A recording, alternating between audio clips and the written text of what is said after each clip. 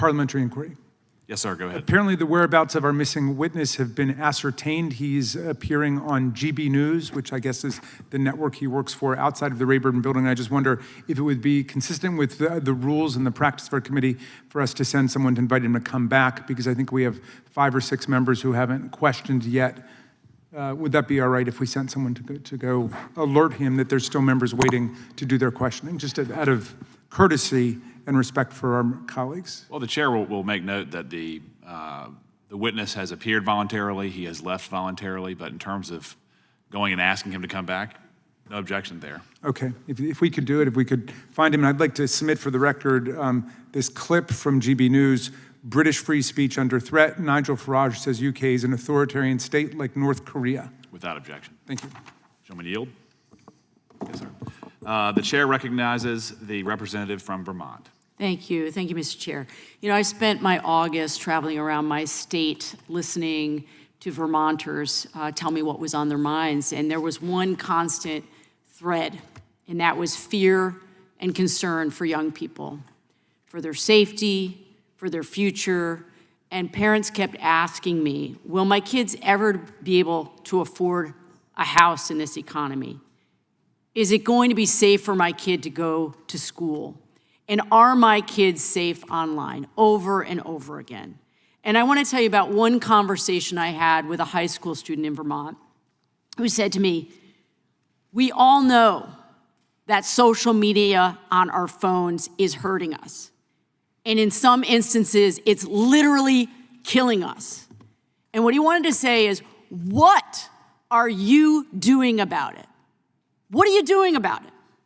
And I have to ask myself the same question, because I'm a parent, I'm a former teacher, I'm now a member of Congress, and what are we actually doing to solve the problem, to stand up for our kids? And it's clear we need real attention on this. We need to focus our attention, and we do need to regulate corporations behind these problems.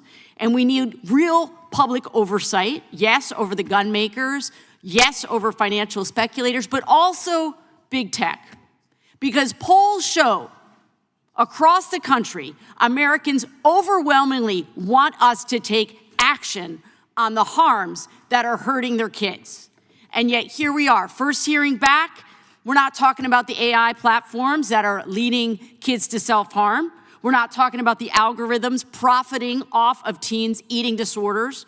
We're not working together to hold big tech accountable. No, we're here talking about how other countries are being too mean to big tech. It's gross.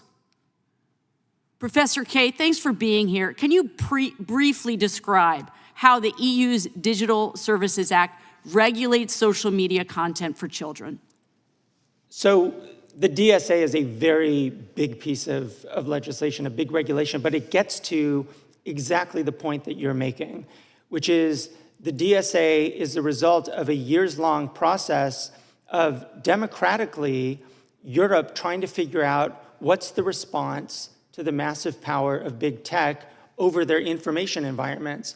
And so to give one example, they provide a mechanism that actually requires those companies that are considered the very largest platforms and search engines to do an assessment of the risk that they cause in the context of illegal content, which could include child sexual abuse material.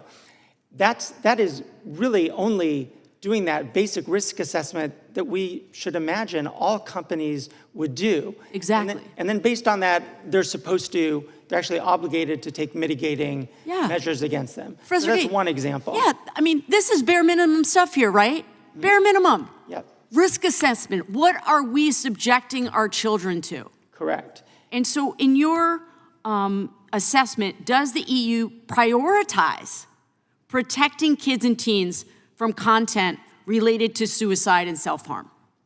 So the DSA is not content specific, right? It doesn't require any company, for example, to take down any particular kind of content.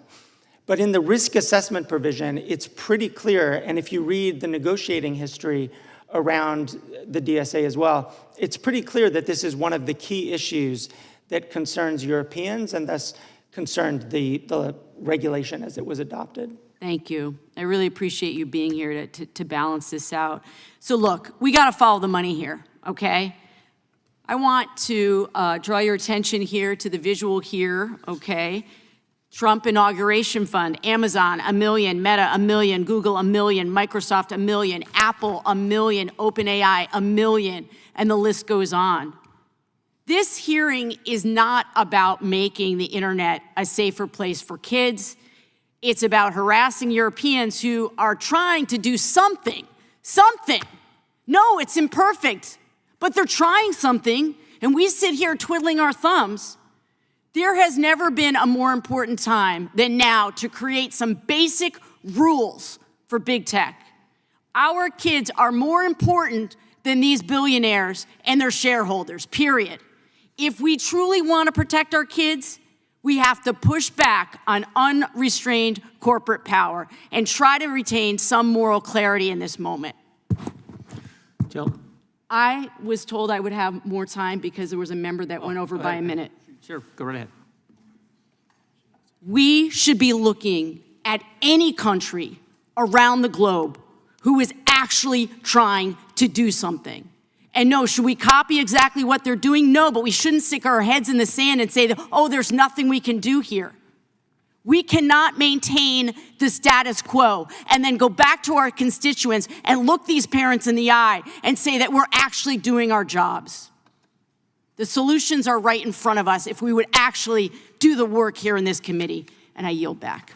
The gentlelady yields back. I would just remind the gentlelady that Mr. Zuckerberg from